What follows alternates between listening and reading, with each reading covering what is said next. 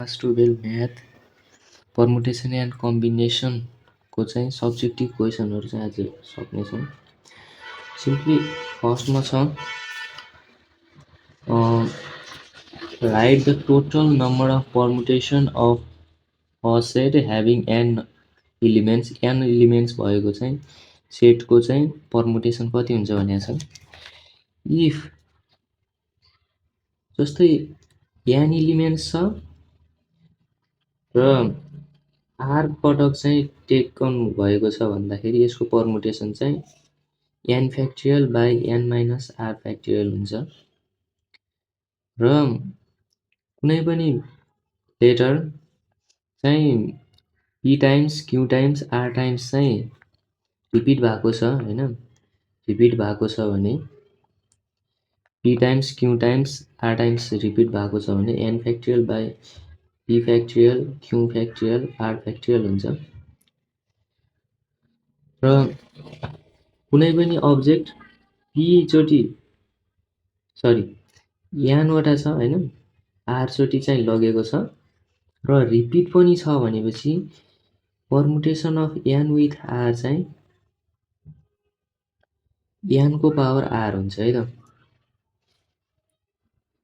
यति फर्मुला चाहिँ यतिवटा फर्मुला चाहिँ याद गर्नुपर्छ। र दुईवटा भ्यालु 0 फ्याक्टोरियलको भ्यालु पनि 1 हुन्छ र 1 फ्याक्टोरियलको भ्यालु पनि 1 हुन्छ भन्ने थाहा हुनु पर्यो है त।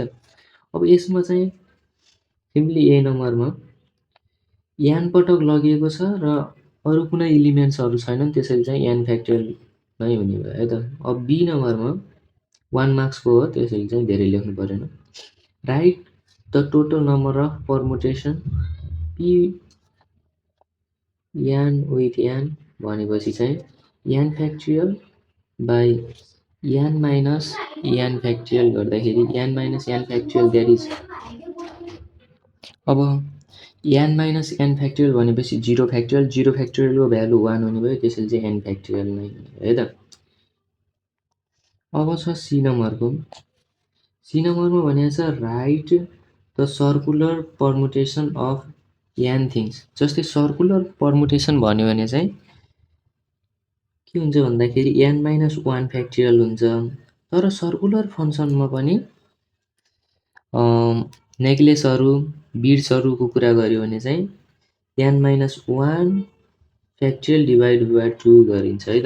यो चाहिँ नेक्लेसको लागि है त, नेक्लेसको लागि यो चाहिँ सर्कुलर फङ्सनको लागि अथवा सर्कुलर कुनै पनि चिज सर्कल छ भने चाहिँ एन माइनस 1 फ्याक्टोरियल हुने भयो। तर नेक्लेस बिड्सको लागि चाहिँ एन माइनस 1 डिभाइड बाई 2 हुने भयो है त। अब त्यही फर्मुला चाहिँ त्यहाँ नेक्लेसको कुरा छैन, त्यसैले चाहिँ एन माइनस 1 फ्याक्टोरियल है त।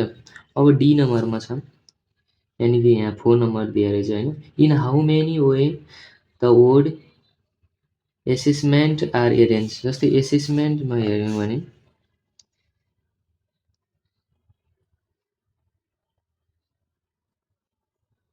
एसेसमेन्ट वर्डमा हेऱ्यौँ भने चाहिँ यसको टोटल वर्ड चाहिँ 10 छ। र जस्तै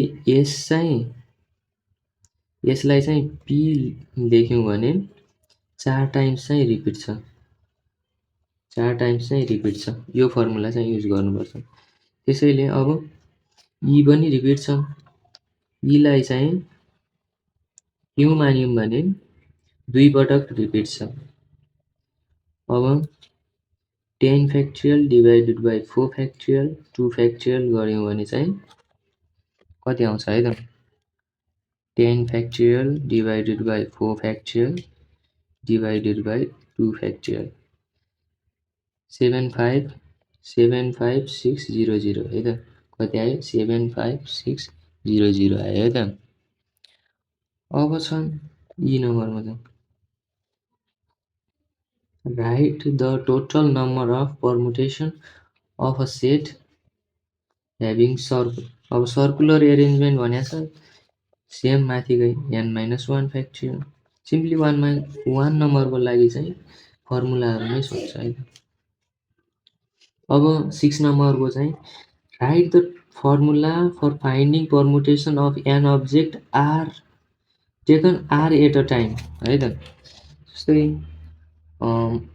यानवटा पर्मुटेसन छ होइन, आर पटक लियो भनेपछि permutation of n with r हुन्छ। यसको फर्मुला चाहिँ simply n factorial divided by n minus one factorial हुन्छ। सिम्पली सक्यो। अब 7 नम्बरमा हेर्दाखेरि how many 3 digit can be form from 2 3 4 5 6 7 भनेको छ है। 2 3 4 5 6 7 दिएको छ। 3 डिजिटको नम्बर गराउनु छ होइन, 3वटा बक्सहरू बनाएँ मैले। टोटल नम्बर कतिवटा छ, डिफ्रेन्ट डिजिट भनेको छ है, सरी डिफ्रेन्ट डिजिट भनेको छैन। त्यसैले 1 2 3 4 5 6 6वटा नम्बर छन्, 6 भयो। How many 3 digit can be form from the number 6 into 5 into 4 हुन्छ होला सायद। 6 into 5 into 4 डिफ्रेन्ट डिजिट नै भनेर रहेछ है त। 6 into 5 into 4 गर्दाखेरि 120 हुन्छ। तर यदि डिफ्रेन्ट डिजिट नबन्यो भने चाहिँ 6 into 6 into 6 गरे पनि भयो, 6 to the power 3 गरे पनि भयो है त। जस्तै यो फिक्स नम्बर हो नि त होइन, 2 2 3 3 लगाउन मिलेन। अब 8 नम्बरमा है त, 8 नम्बरमा चाहिँ find the number of way arrange the word letter objective भनेको छ होइन।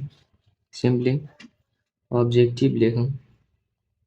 अब्जेक्टिभ वर्ड कतिचोटि रिपिट भएको छ, ई र ई चाहिँ 2 पटक रिपिट भएको छ, 2 पटक रिपिट भएको छ होइन। अरू रिपिट भएको छैन कि छैन। टोटल नम्बर कति छ, 1 2 3 4 5 6 7 8 9 9 छ भने 9 फ्याक्चुअल डिभाइडेड बाई 2 फ्याक्चुअल गरौँ है त। 9 factual divided by 2 factual that is 2 कति हुने भयो, 181440 है त। हेर है त। सो अब 9 नम्बरमा छ, 9 नम्बरमा चाहिँ what is the total number of permutation of n object taken r at a time भनेपछि यही फर्मुला लेखिदिने भइहाल्यो है, अगाडि पनि गरिसकेको छ। In how many sorry in how many different way can the letter of determinant sorry deterrent के दिएको छ, डिटरेन्ट डिटरेन्ट डिटरेन्टमा कतिवटा वर्ड छ, be arrange so that repeated letter do not come together है त। रिपिटेड लेटर चाहिँ एकैचोटि आउनु भएन है त। ई छ, ई भयो होइन, टिटी भयो, आरआर भयो होइन, कतिवटा छन्, 3वटा छन्।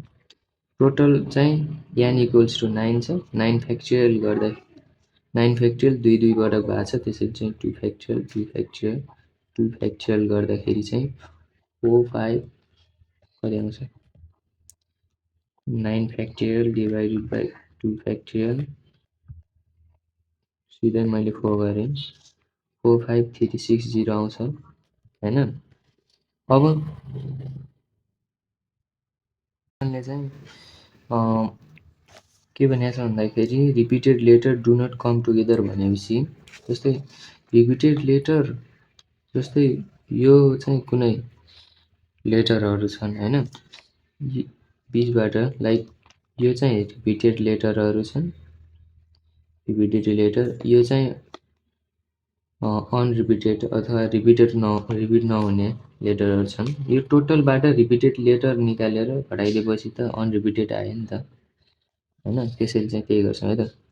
अब सिम्पली रिपिटेड लेटर भनेपछि कतिवटा हुन्छ, लाइक यसलाई एउटा मान्नु पऱ्यो, यसलाई एउटा मान्नु पऱ्यो र यसलाई एउटा गर्दाखेरि चाहिँ 9वटाबाट 3वटा गर्ने भयो, 6 6 फ्याक्चुअल हुने भयो होइन। 6 फ्याक्चुअल भनेपछि कति हुन्छ, 720 हुन्छ होइन। अब 720 भइसकेपछि अब एउटाको 720 हुने भयो, 3वटा छन् नि, त्यसरी चाहिँ 720 into 3 गर्दाखेरि कति हुन्छ, 2160 हुन्छ होइन। 45,360 चाहिँ 2160 घटाइदेऊ कति आउँछ? सरी 2160 घटाउँदाखेरि चाहिँ 43,43,200 आउँछ। द्याट इज आवर एन्सर है त।